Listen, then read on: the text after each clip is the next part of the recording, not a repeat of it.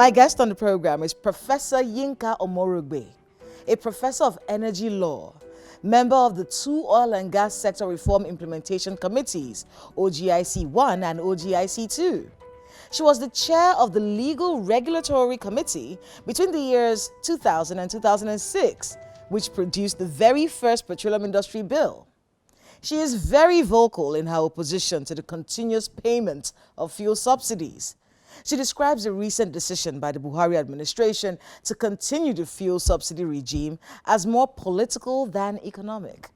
On the rise in the price of everything if the subsidies are abruptly removed, she insists that Nigerians will adjust as the market forces compete and the price stabilizes. And contrary to popular opinion, it doesn't take too long to invest and see results in infrastructure development.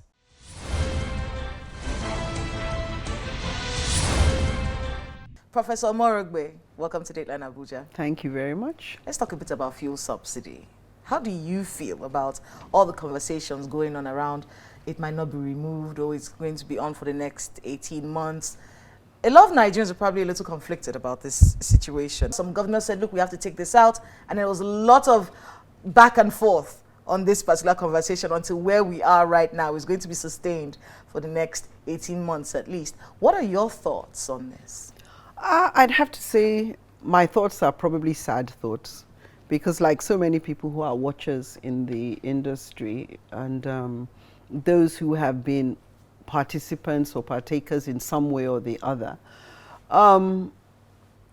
we're a bit sad because in the first place, the reform that we're talking about that is supposed to have been heralded by the Petroleum Industry Act has the creation of a very virile industry that is deregulated. And that is a big issue when you still have something called a subsidy around. So it's not a cause for happiness. So you're anti-subsidy. Would that be fair? Oh, yes, totally so. I really cannot see what benefit we really get in real terms from the subsidy. Well, you do know that many Nigerians would probably oppose that thinking, because I know that. What we've been socialized to believe is if you take out the subsidy, then the cost comes to Nigerians. We would have to pay more for fuel, which means that we'd have to pay more for everything. So how will the government be able to convince, because this is something, it's going to happen eventually, I think. It has to happen. It has to happen. So how do we get Nigerians to buy in? Well, I think Nigerians have to look and see what way the subsidy benefits them. The average Nigerian is going around now with substandard schools, substandard hospitals, transportation that basically doesn't work. So many things are going wrong. We have skyrocketing inflation right now. How is the subsidy actually affecting the Nigerian in a very, very positive way? We have a distorted market right now. We have a situation whereby we have fuel that is being sold at far less than the neighboring countries. When you have that, what is going to happen? It's only natural that we will become the supplier for the region. So a lot of what you think is being used for the benefit of Nigerians is actually being used for the benefit of the entire region. We don't have statistics, we don't have data. So we have to really be able to sit down. I have said that a lot of the costs that we're talking about have to be realistically interrogated. We have to look at the costs, we have to see to what extent the supposed costs are, to what extent we're actually fueling inefficiencies. So do you think that this shelving of the removal of subsidy for 18 months, what with the Dangote refinery coming up and all these conversations about the removal of fuel subsidy, do you think that we can successfully remove fuel subsidy in the next 18 months? Because I do understand that shelving something for 18 months doesn't mean that they're going to remove it at the end of that. But what do you think? Do you think it's something that can be done? It can be done, but first of all, if you count 18 months from now, it's not this government that is going to be in power. Do you The think president has done 2 terms, so it's a new It's a new president set- it's a that new is pres- that's your- coming. a new person Whether with new he's problems. going to now decide that he wants to face that right at the beginning will depend on the work that has been done, the groundwork that has been done within these 18 months. So we have to wait and see.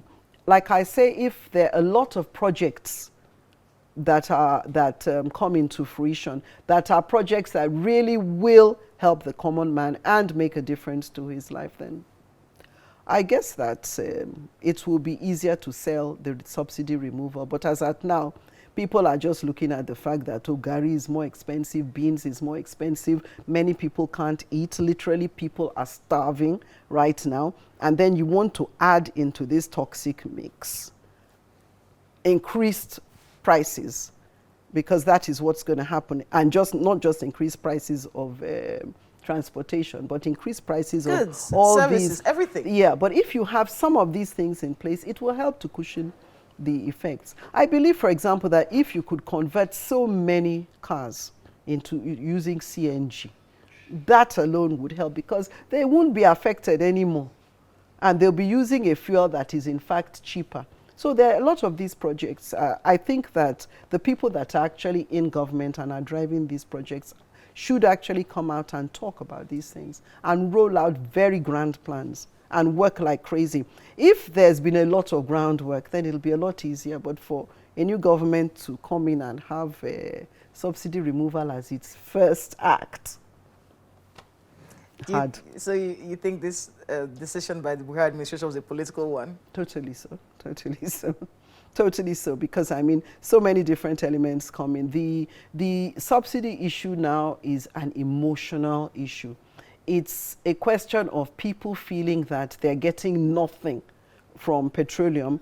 They're suffering all the negatives of underdevelopment, and the only thing that they have to hold on to is this petroleum subsidy that is making transportation less, comparatively speaking, and supposedly making life easier.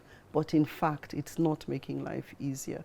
And I think that, like I said, it's something we need to interrogate. We need to actually spend time on this. There should be studies, there should be data, there should be statistics. And from all these studies should come information that should be readily available to Nigerians in very simple, basic English, devoid of technical terms that So if a new lose government came in people. and you had their ear, would you want him to do this first? Yes, but I think this government needs to lay down the So the this government groundwork. lays down the groundwork. And I think they want to, from remarks that they have made. I think they want to. They see that it's important. It's an imperative. We really don't have much of a choice. That really is the truth of the matter. Well, Prof. Omorogbe, thank you so much for Thank being you. with us on Daily and Abuja, and Thank good luck you. with the work that you do. Thank you very much for having me.